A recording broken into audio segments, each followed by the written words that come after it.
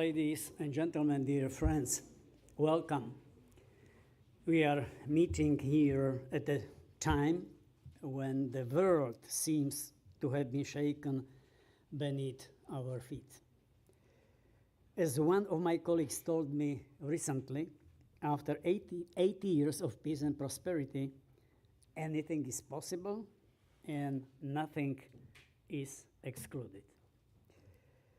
We all know the causes that set the tectonic shifts in motion. The more complex question is, what needs to be done today and tomorrow? Not in a year or two, but tomorrow. Within a week, within a month, within a year, within two. It's important to proceed in such a way that we are hurry and yet do not make mistakes. We should avoid the traps that Russia, China, and their satellites have set for us and will undoubtedly continue to set. The major trap, by my mind, is to believe that Vladimir Putin is ready for a lasting peace. The Kremlin is not yet in a situation where it would want such negotiations. Russia doesn't want to seize only Crimea and 4 regions of Ukraine. It wants to conquer or subjugate the whole country. The second trap is the idea that if Putin gets Ukraine, we in the West will enjoy peace. We will not. Because what is happening in Ukraine is not just Russia's aggression against one state. It is a challenge from the Russia-China axis and its satellites to the entire West. If the West loses in this gigantic geopolitical struggle, it will have serious, possibly fatal consequences for us. The third trap to avoid is the EU's potential flirtation with China. I often hear in these days different voices saying if Trump doesn't want us, let's turn to China. Such cunning is bad and very dangerous. On one side, I do not believe it is possible to decouple China from Russia. On the other side, Russia and China share a completely different DNA than we in the West. Our DNA is dominated by values, with individual freedom at the helm. Russia and China share the idea of the servitude of the masses controlled by a narrow group of elites.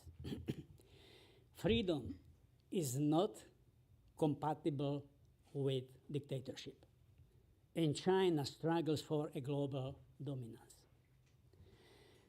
President Trump and his escapades must not discourage us and lead to resignation from the transatlantic alliance.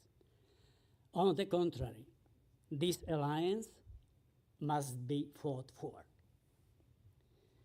The fourth trap is the threat that we will not heed the strong call of our times to complete the process of European integration into a political union that will speak with one voice in foreign policy and that will be not only wealthy, but also military strong.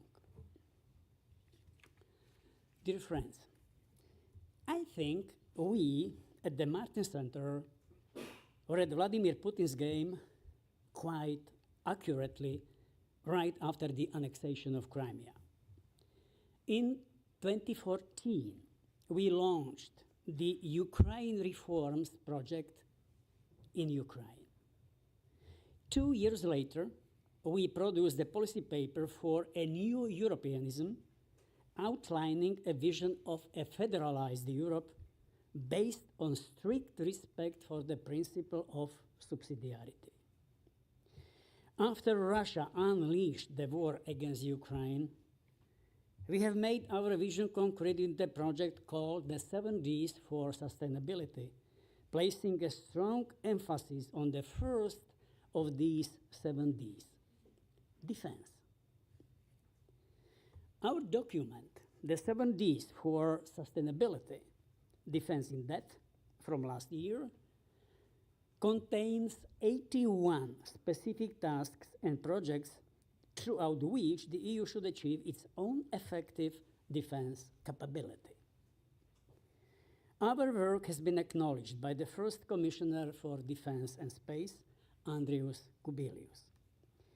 He invited us to cooperate on the creation of a part of the European Commission's white paper related to defense and security. We gladly accepted this offer and want to continue to assist our Commissioner. We also want to assist our other leaders, both at the national and EU level. We are encouraged by the action of the incoming German Federal Chancellor, Friedrich Merz. Friedrich Merz has achieved his first major success even before he took the office of the Chancellor. Over the last few days, the German Bundestag, Bundesrat, and President Steinmeier have approved the amendment of the constitutional law allowing the release of the debt brake and massive investment in defense and infrastructure. It would be great if Germany set the tone not only for its own country, but also for all Europe. On the issue of defense, we must think more European than nationally. We must not forget the United Kingdom, nor Switzerland, Norway, and other European countries that wish to become a part of the European defense. Only in such unification, cooperation, and common approach will Europe begin to grow stronger and correspondingly the respect of Russia, China, but also the United States towards us will increase. I am looking forward to Chancellor Merz's first meeting with President Trump. It would be great if the German Chancellor said to US President, there is no longer an isolated Germany. Germany is Europe, and Europe is also Germany. Together with the United States, and as a transatlantic alliance, we will be stronger than if the US overlooked or ignored the EU. Ladies and gentlemen, I am aware of the difficulties we are currently facing in the EU and throughout Europe. I am also aware that the image of Europe in the world over the 20 years of European reunification has not been the best. According to the Lisbon strategy from 25 years ago, the EU was to become the most dynamic and competitive knowledge-based economy in the world. However, Mario Draghi's report from last year doesn't offer an appealing picture of the EU. At the same time, I am also well aware of the fact that the EU and Europe have huge potential to undergo fundamental reforms and offer the world a different image of Europe. A Europe that has rolled up its sleeves again. A Europe that builds on the best of its history. Whether in the field of culture, politics, art, sports, but also in science and industry.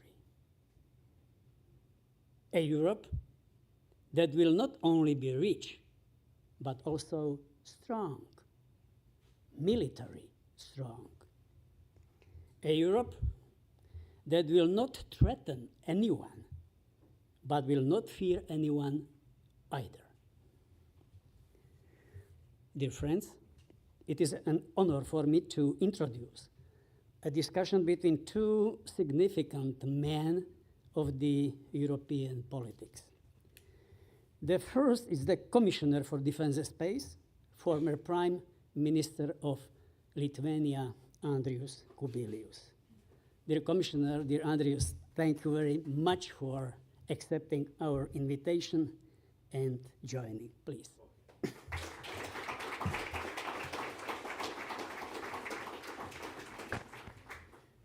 Commissioner Kubilius will be discussing with the second man who is very well known, not only in his country, but also in Brussels and beyond, with the director of the Martin Center's Academic Council and former long-time Secretary General of the European Parliament, and, by the way, the mastermind of our 7Ds for Sustainability project, Klaus Welle.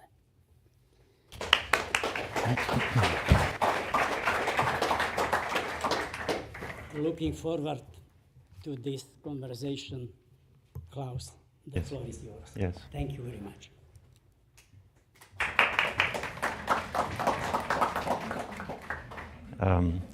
Dear Mikyas, dear President, dear Commissioner, dear Andrius, Mikyas, you have already made reference to the fact that we had 81 proposals originally. And I would say one of the best, maybe the best, was we asked in 2023 to have a commissioner for European defense. Grateful. And we achieved it. And it means that now there's a person who is driving the agenda, Andrius Kubilius, first European Defense Commissioner, in very, very challenging time, coming from Lithuania, very much exposed. So how does it feel? Well, first of all, thanks a lot really for Wilfred Martin Center, for all what you are doing. You know, your great book really is on my table. Now I picked several additional, I see, good books on nuclear deterrent, and so on.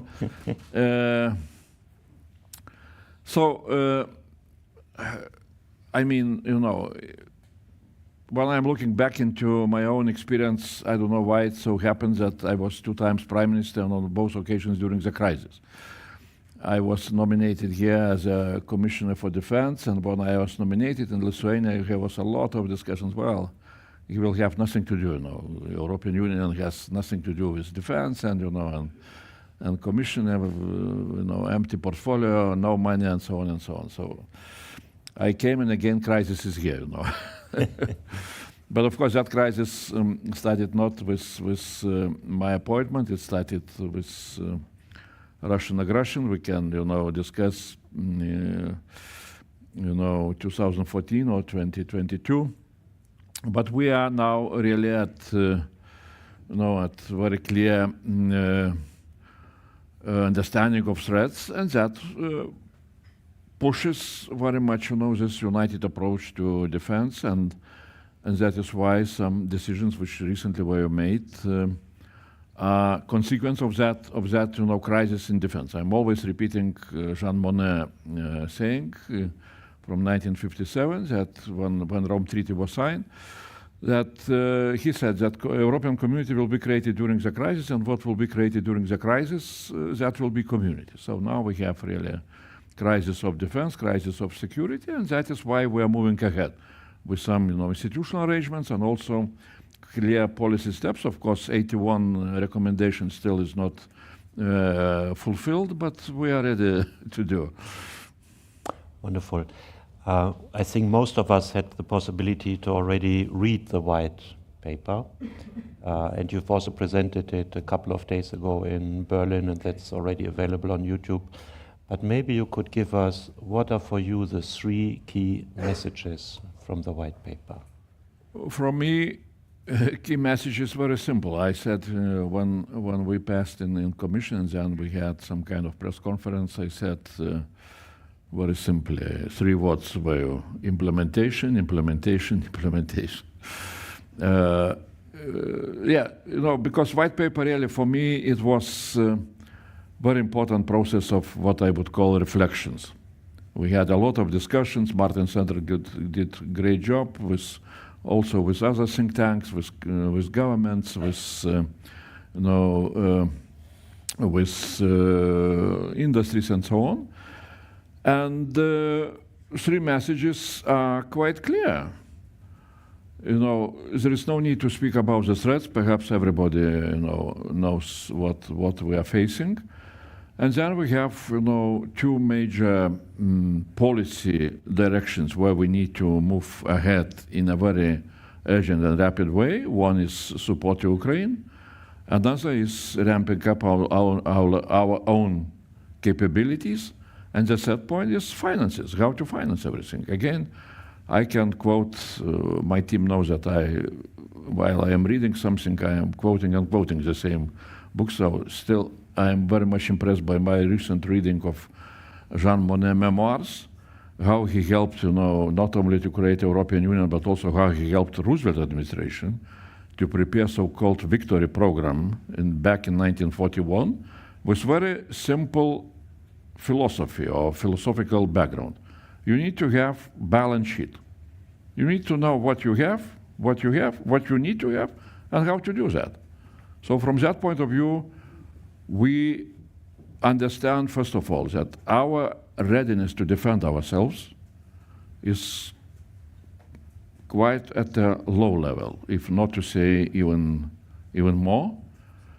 Just one number that, what Mark Rutte is always repeating, that Russia now is able during 3 months period to produce more weapons than all of us NATO states, including United States, Canada, Great Britain, and us, were able to produce during 1 year.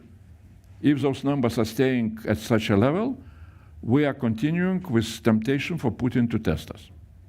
So that's one thing about our own capabilities. Second, definitely we have very clear strategic wish to achieve peace in Ukraine, but just peace, and that can come only through peace through strength formula. Additional strength to Ukraine can come only from our side. It would be good together with the United States, but we need to be really also ready to do our job if some things will go not in a proper way with our transatlantic relations. Can we do more? My answer is yes. Because despite the fact that we are saying always, and really we did a lot, both United States and European Union with our assistance, military assistance to Ukraine, but if we'll calculate how much we are giving military assistance each year, during 3 years we gave around 50 billion euros. Americans gave 60. If we should add to European Union, Great Britain and Norway, we shall have the same 60 billion. So 50 billion from European Union side during 3 years period means around 16 billion, 1/6 per year. 16 billion per year is below 0.1% of our GDP. The same is with the United States. So 0.1% is not zero, but also it's not such a level where we could not find a way how to increase our assistance to Ukraine, and that is what we need to do. And now with new financial instruments, which we created recently, as I said, on this set direction to have finances for defense, with Rearm Europe initiatives, with 150 billion European loans, attractive loans, AAA, guaranteed by the budget, which can be used also by member states together with Ukraine, procuring weapons from Ukraine, and delivering them to Ukrainian army. We can do. I hope that we can do more than we were doing till now. Yes. In fact, you've been mentioning Ukraine, of course. For the moment, I would say the Ukrainian army is the European army. Yeah, sure. We have 900,000 Ukrainian soldiers. We have 1.6 million Russian soldiers. Without the Ukrainian army, we would be in very, very deep trouble. So, as you've also been saying a couple of days ago, we have to see this already as a kind of common space. And your paper, you make a lot of reference to supporting Ukraine as well. A lot of the initial steps, especially the financing, but also partly in the white paper, is enabling the member states to do what they should do. But of course, we probably also need common European Union action. You also said this is only the first steps. We have to go further. Could you outline this a little bit? What could be potential next steps? Definitely, it's just read, 7D, report on defense, and you will see what we shall need to do next. But I am trying, and there are a lot of questions, and some people were expecting that white paper also would describe some kind of what is called European security architecture. Some people are demanding, why are you not speaking about European army or other things related with some kind of structural, institutional structural reforms on European continent. My answer was always very simple, that for time being, I see the need really to concentrate on material, side, on weapons, on really removing this difference in between of what we are producing and what Putin is producing.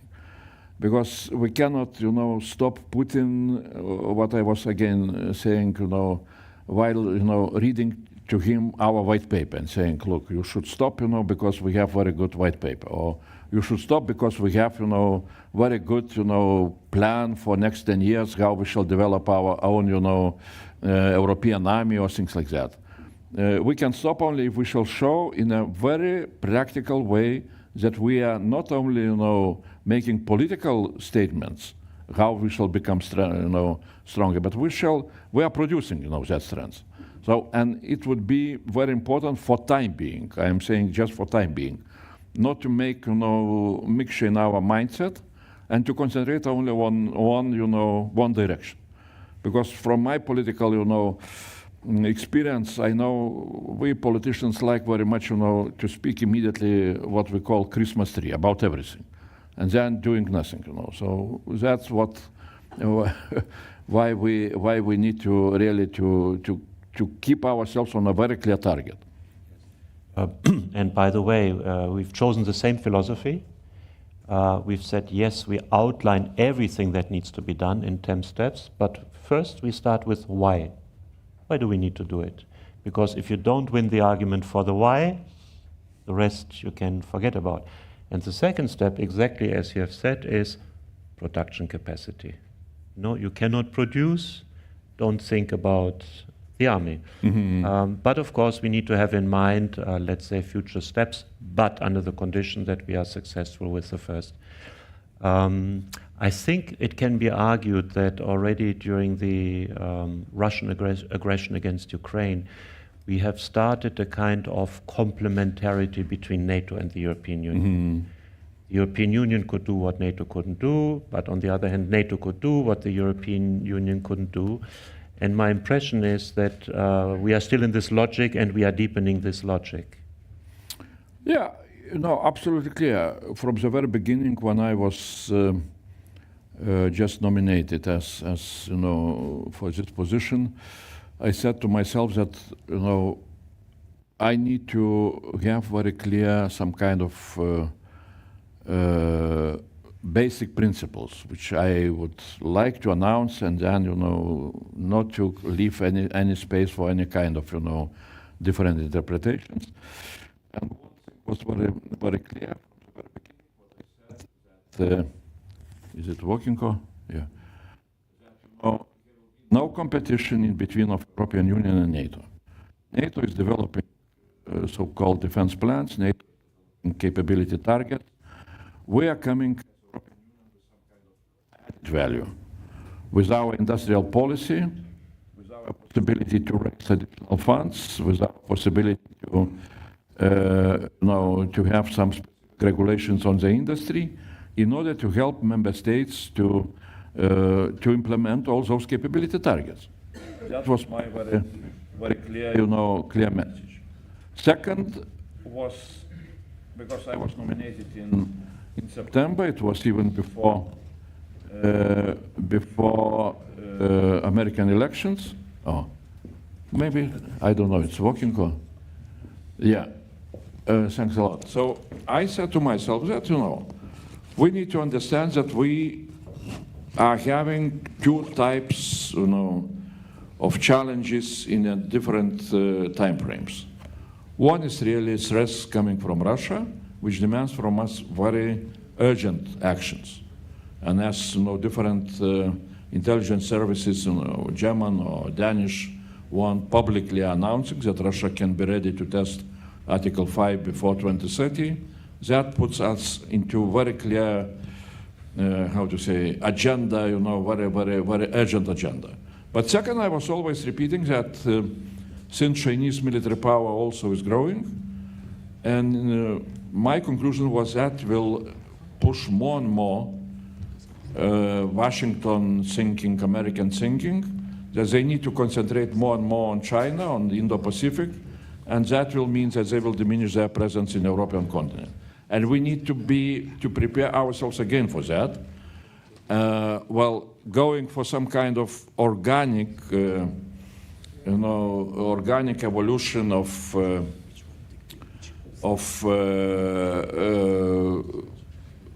how we are dividing responsibilities, not going into some kind of angry divorce. So, and that is what I still keeping in my mind, that we shall really need to have some kind of this strategy. Well, now new administration sometimes creates some kind of emotions on both sides. We shall see, but in any case, we need to understand very well that, really the world is changing. Global challenges are coming from different sides, and we need to be ready on our side to take more and more responsibility on European defense on our own shoulders. I was quite surprised. Recently, I said, very simple numbers from my point of view, which we need to have in mind always, that 450 million Europeans, we should not ask 340 million Americans forever to defend us against 140 million Russians who cannot defeat, 38 million Ukrainians. I put those words, we put them on Twitter. I'm not big, or X now. I'm not a big expert on all those social communications. I was absolutely surprised that I've got, 2 million reflections now. So it means that something is really here where people want to see us really moving ahead with our responsibilities, with our taking, having clear strategy, how we are developing our own, defense capabilities. Of course, in cooperation, in some kind of partnership with the United States, but moving ahead with our own capabilities. Yes, and in fact, this has been a request from the United States for quite some time. We had already Obama, who told us that they want to pivot to Asia. Under the time the discussion was under burden sharing, it was pretty polite. In the meantime, it has become a little bit less polite, but the message is the same. In America, there's now a discussion whether the Supreme Allied Commander Europe should still be American, or whether they think that the Europeans or some other allies should take this over. So it might be that we see a Europeanization of NATO, which in this partnership, in this complementarity of the European Union and NATO, will then put additional responsibility on the European Union, but which I think with great speed is accepting that responsibility. Good. We now have the possibility to enlarge and ask for some questions. Yes? Who first? Okay. Jonella played a key role in formulating the paper, so I think Jonella, especially on an EU DARPA, Jonella. Thank you very much. Welcome to the Martin Center, Mr. Commissioner. My question to you is about the financing, because you were mentioning that the financing side is quite important to implement all these programs. Can you please delve more, explain to us more the financing ideas which were included in this Readiness 2030 plan? Thank you very much. Yeah, if I may then answer immediately. So very briefly, there are, here were 5 ideas spoken out. 2 of them are implemented, and those are exactly those ideas which are creating opportunities for member states to spend much more on defense. One is so-called escape clause, which will allow member states to spend additional 1.5 percentage of GDP during the next 4 years for defense, not to be included into calculation of deficit. So that is one of the obstacles which some member states were complaining that they are not able to raise defense spending. So now there is no such an obstacle. And the calculation was at 1.5%, having in mind realistic ambitions of member states, that it will give additional 650 billion euros defense spending during the next 4 years. Another instrument, so-called SAFE instrument, it's a possibility for member states to have loans from European Union when European Union will go into the markets and raise those funds with guarantees from European budget. So those are attractive loans. It's very similar to what was done also during pandemic, so-called SURE mechanism. And at that time, around of 20 member states use this instrument. Of course, there are member states who have similar high ratings, and for them it's not so attractive maybe from financial point of view. But here are additional elements which can be attractive for member states to use this mechanism, because it will allow to have much more speedy procurement, and it also will allow to use exemption from VAT taxes.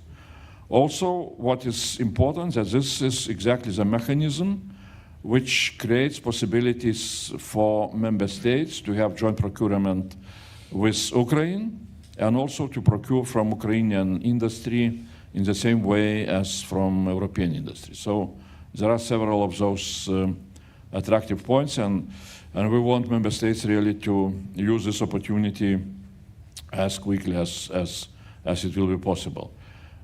So 800 million additional funds, which comes from both of those 2 instruments, is not a small amount. In addition to that, I'm always repeating that this is only additional money, because member states now are spending around of 2% of GDP, and we should not forget that.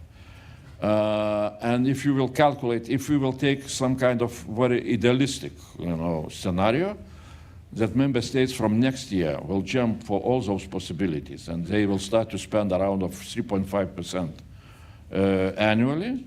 So it will be 600 billion annual defense spending from EU member states.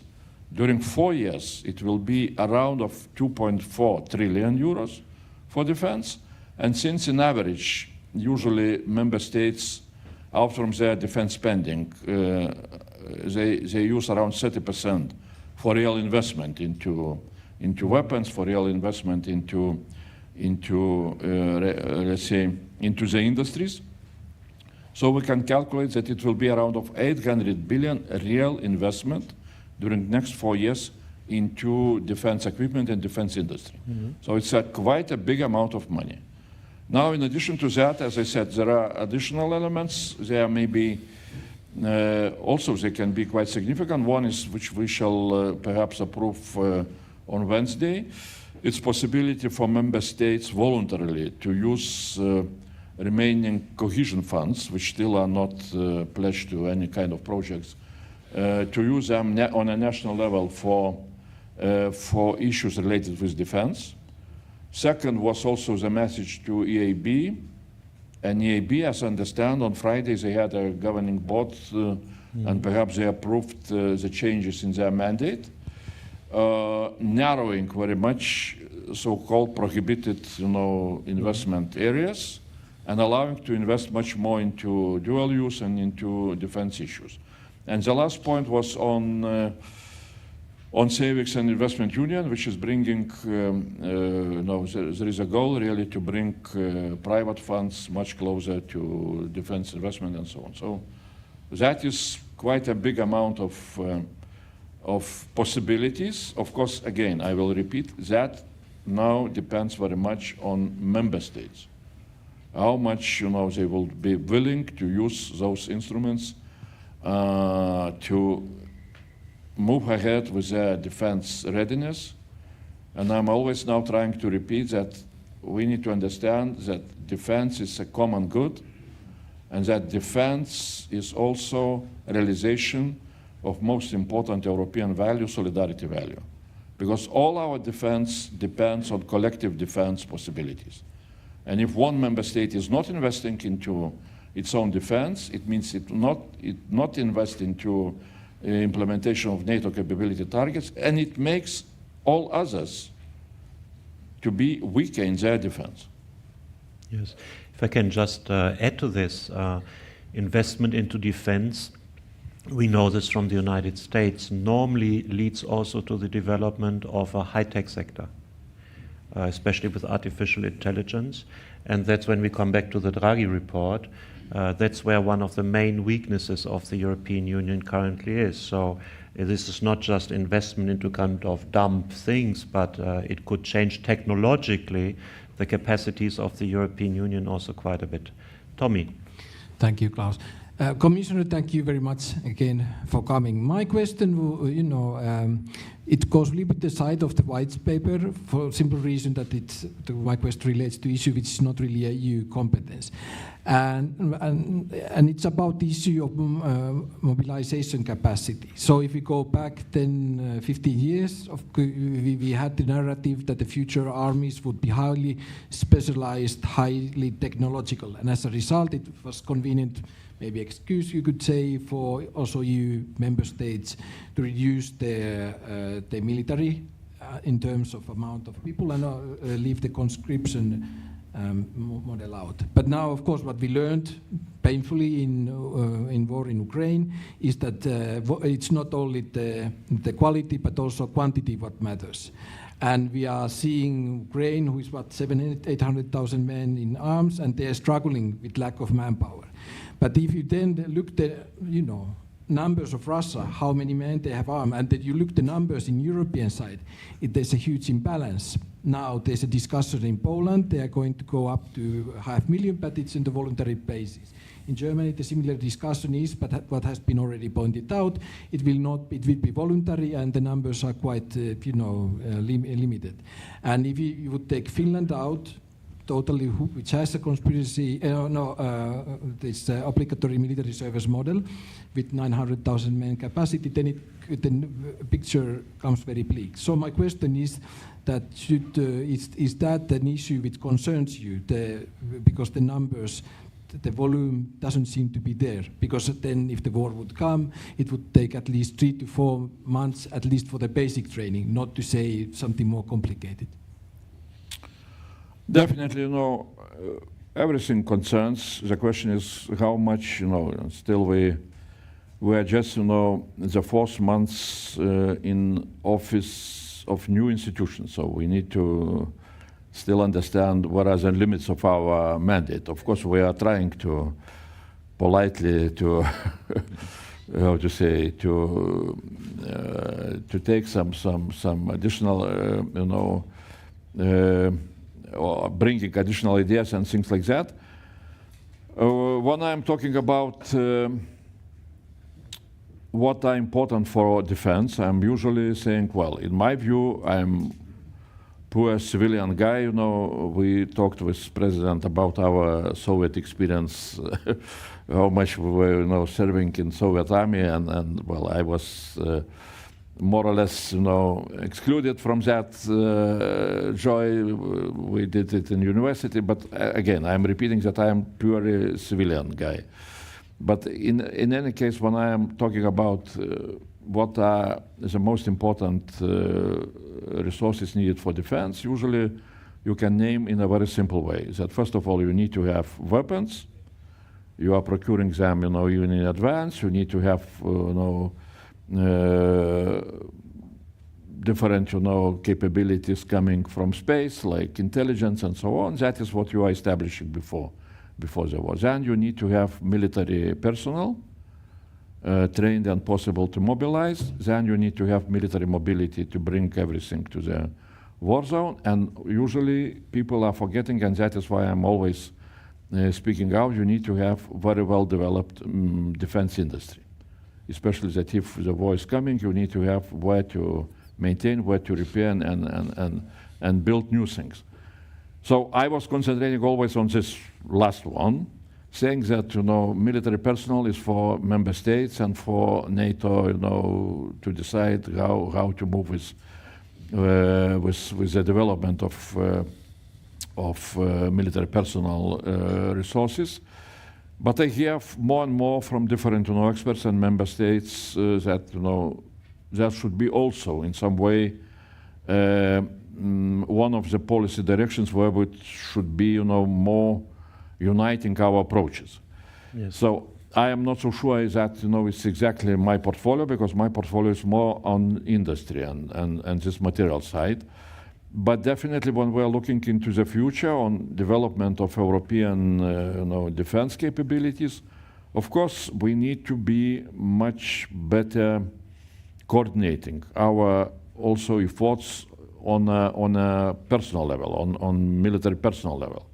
And in addition to that, what is written into white paper is of course the question of skills.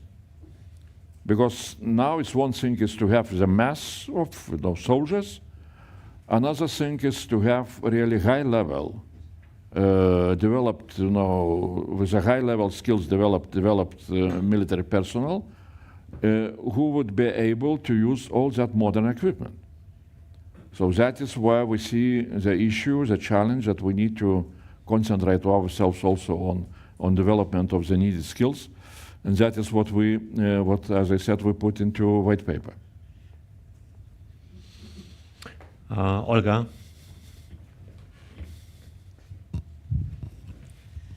Thank you very much, all of you, for something which is very important. We should recognize that European Union has been naive, didn't see the signs or didn't interpret the signs early enough. And now we are confronted with structural and practical problems as you exposed them.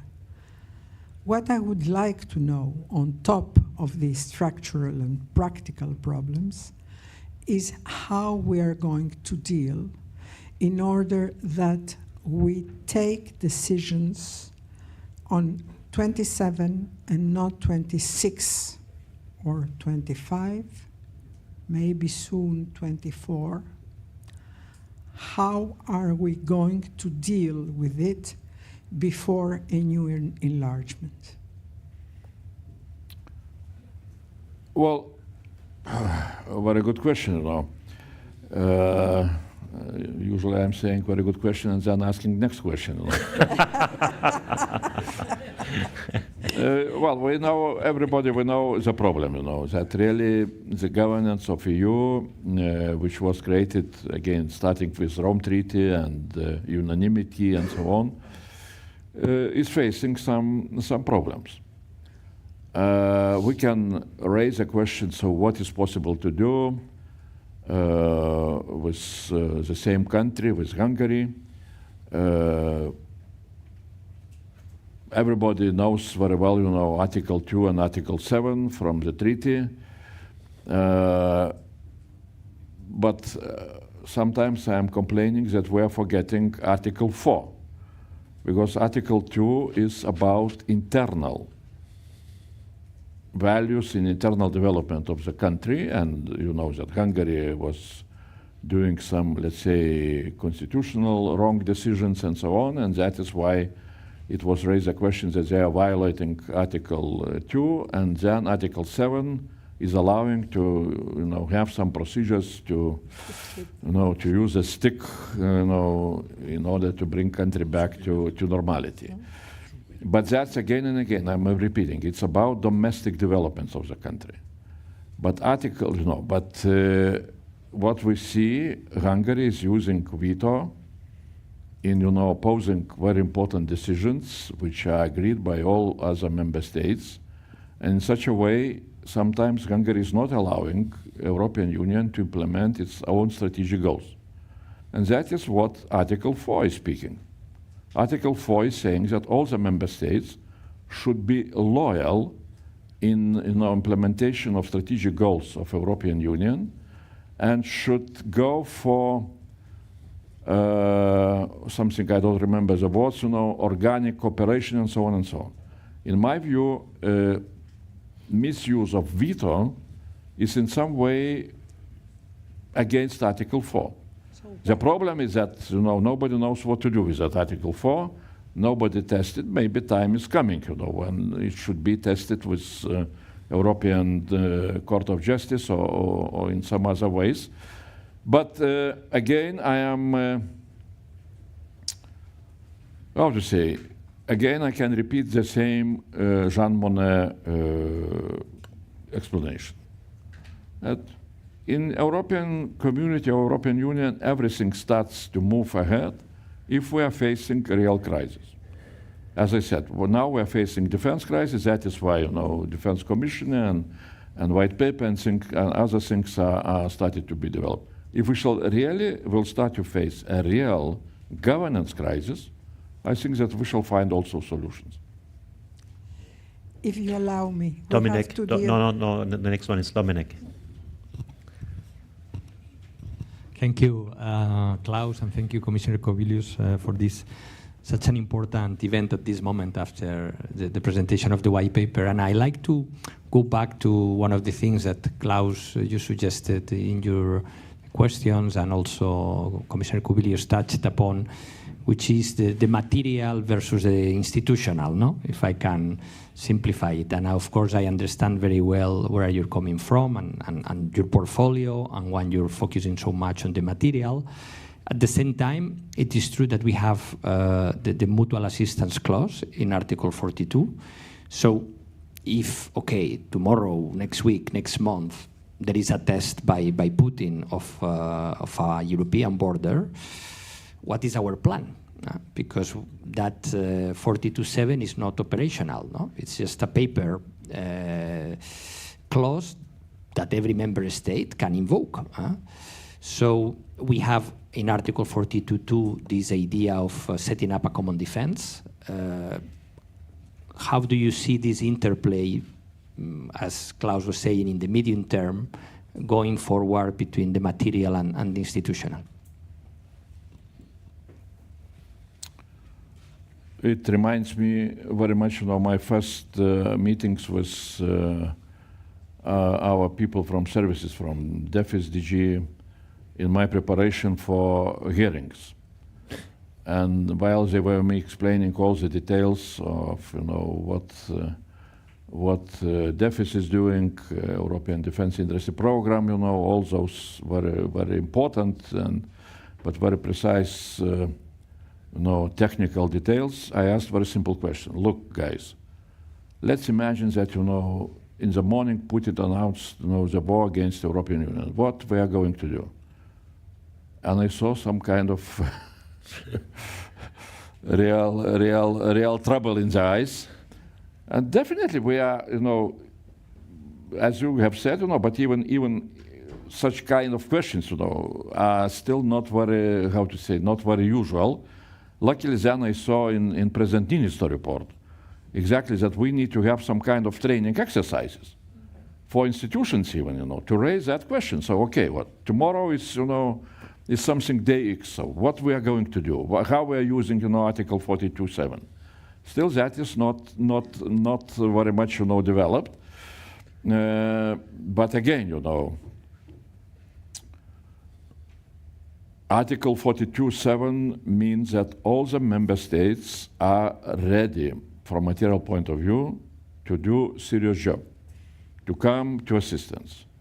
I will not, possibly I am not able to announce some numbers which we got from NATO, headquarters, about for how long European Union now would be ready to participate in a real war. Quite a limited number of days, not months. So, that's why I'm saying that, first of all, material side, because we can have very precise, Article 42.7, and, we can expect that all the member states will be very ready to come to implement. But if, implementation lasts for, let's say, 10 days, and then if we are empty, so, not big value in the article itself. Yes. Yes, please. Here, the lady in second row. Thank you very much for this very timely intervention. I'm Claudia German from ASD Europe, and I would have a very short question. How do you see the cooperation with the industry, the European defense industry, in the implementation of the white paper, and what are your expectations from the industry? Thank you. Well, first of all, my expectation is from member states to have clear understanding what are our needs, and then to communicate those needs to the industry, because industry needs to know what we expect from them. And we need to be able to translate those expectations into real contracts, and better into joint procurement contracts, big ones and long-term. And because that is very much needed for industry to understand what they need to do, how much they need to expand, and so on and so on. Second, we need to communicate with the industry what we are going to do with so-called strategic dialogue with the industry on what are the problems for their expansion of production lines and for their consolidation, for example. Because, we have an obligation to prepare so-called simplification omnibus, but even before we are starting to go for that exercise, we shall need to do that before June. It's clear that with all our regulations, with all the regulations on permits and environmental regulation and so on, we can face such a situation that even if we shall have very good plans, what we need to produce, we shall need to ask Putin to postpone his aggression plans because we are not able to start, expansion of our production. That's, can be, and I can tell you, I spoke with Danish Prime Minister, and she used some tough words when she explained me how she decided to build a factory of ammunition, and after 2 years she understood that nothing is moving ahead because planning process is such problematic that you cannot build a factory when you want to have it. I'm also saying to everybody around, let's take lessons from Ukraine. Of course, it would be better for us to learn those lessons before the war will come, because Ukrainians also learned lessons, unfortunately, with all the tragic experience. But back in 2022, the defense industry has the capacity to produce weapons with a volume of 1 billion euros annually. Last year they finished with possibility to produce 35 billion euros value of weapons. So 35 times increased capacity to produce. I'm saying, look, we don't need, 35 times to increase our capacities, but it's clear signal that it's possible to do. And what Ukrainians did, of course, they abolished a lot of regulations, because that is the only way how you can expand very quickly, the whole defense industry capacity. So that's my wish, to have a real dialogue with the industry and to understand also what they need. But a lot of things will depend also on national governments, on our ability to have a clear picture of the needs, what we call aggregated demands and industry output plan.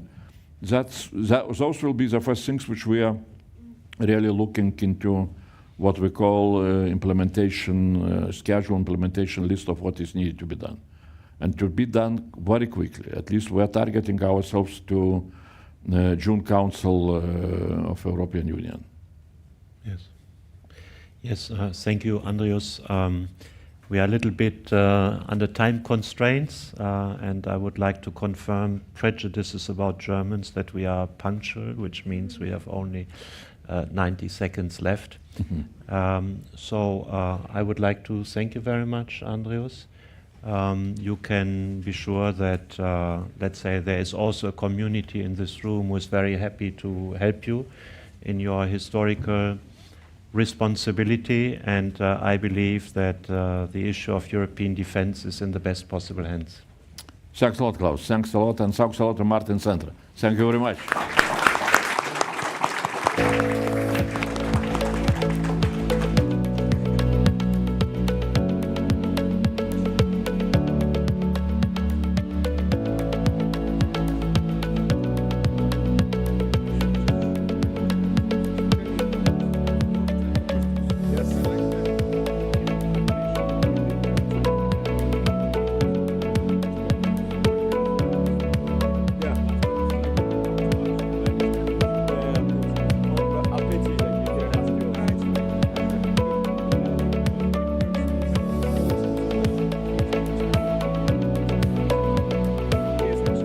Yeah, of course.